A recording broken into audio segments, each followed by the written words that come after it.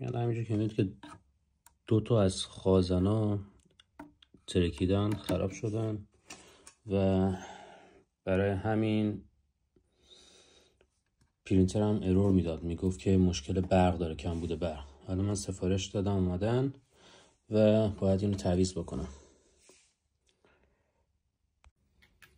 خب اینم از پایان کار. 2 تا خازنه رو در آوردم، خازنه جدید رو نصب کردم. فقط من خازن 200 ولت گیرم نیومد، یعنی با همین مشخصات و همین برند.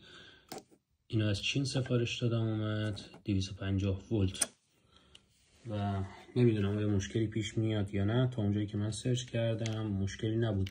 اگه مشکلی برای مدار پیش میاد لطفا من بگید تا تعویضش بکنم. کسایی که اطلاعات فنی دارن لطفا برام توضیح بدن.